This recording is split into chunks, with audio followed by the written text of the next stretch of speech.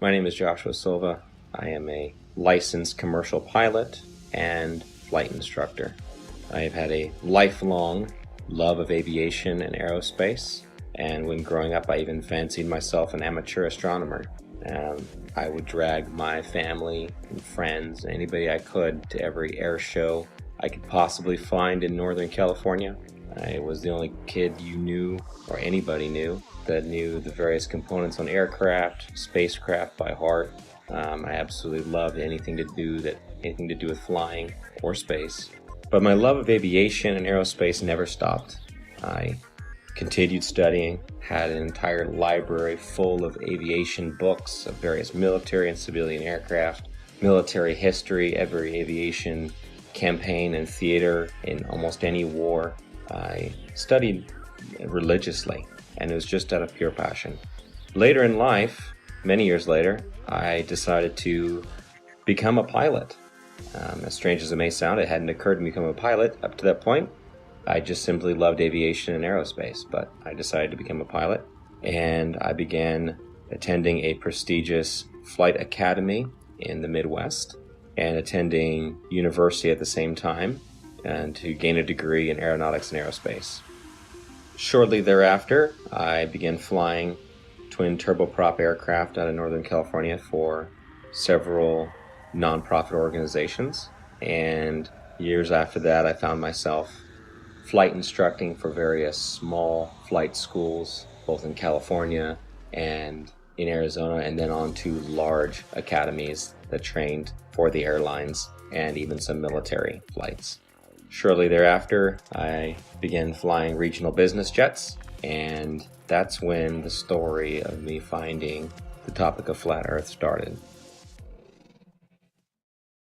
Could the Earth actually be flat? I began to see opinions and arguments that seemed logical, but I heard several arguments, which I now know were most likely disinformation, easily disprovable in the aviation world, but there were some that stuck with me. And so, myself being the way I am, I ran quickly, metaphorically, to my old textbook, and I opened my old textbooks, found them, unpacked them, cracked them all open, and even downloaded brand new copies in PDF form offline of all these books to make sure that nothing had been changed. I thought for certain that I knew exactly what compensation pilots are trained while flying to compensate for the spin or the rotation of the Earth, for instance. As far as falling around a globe, I assumed in my mind would be an aircraft's angle of attack, but upon more study I found that not to be true. The angle of attack being the angle between the aircraft's flight path and the relative wind, which is something that pilots are very familiar with,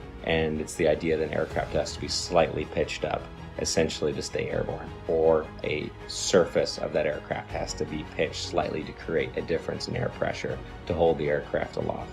And that is assumed, or was assumed at that time by myself and other pilots, to be the compensation one would make for falling around a globe while flying, period. But upon further research, I found that this was not the case, and it was not even mentioned anywhere. This compensation was not mentioned anywhere I could find in any resource that I had gone to flight school with, and they were extensive. There were many, many books, especially as one progressed towards the commercial flying side, especially elective courses, especially if you're going to university as I was, studying aerospace, that you would assume, and I had assumed, that this was calculated for.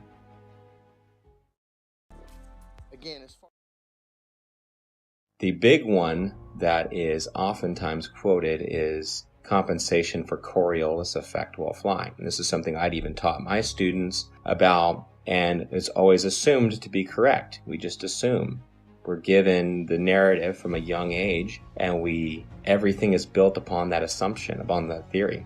And so I thought I had the silver bullet. Coriolis effect. We always calculate for that. Well, as I began to look through the books and to look into the calculations given for Coriolis effect, the narrative began to fall apart even further.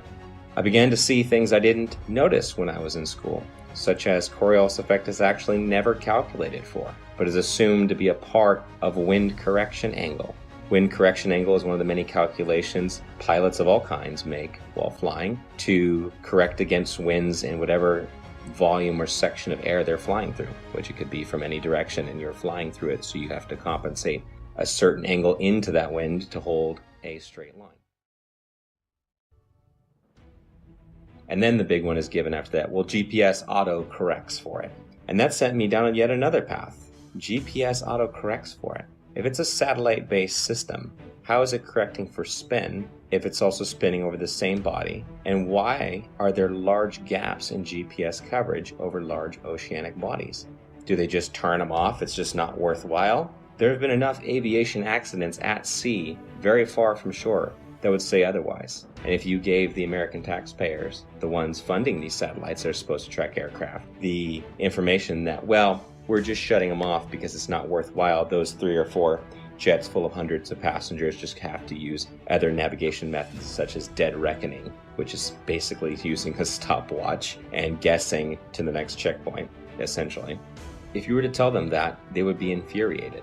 So that could not be the case. Coverage was a problem. Even over large and non-densely populated areas, you would lose GPS coverage, even in jets at times.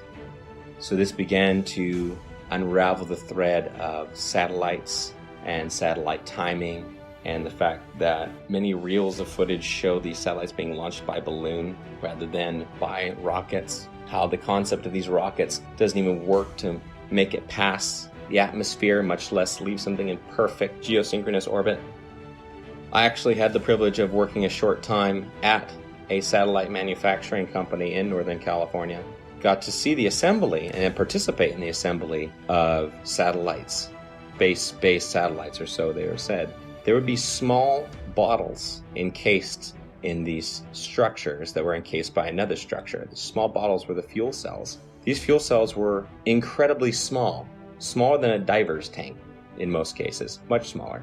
And this was supposed to be all the fuel that the craft needed to run and operate, as most are not actually electric, they're becoming electric now, and sustain itself in a perfect orbit by just small bursts from its engine or its propulsion system.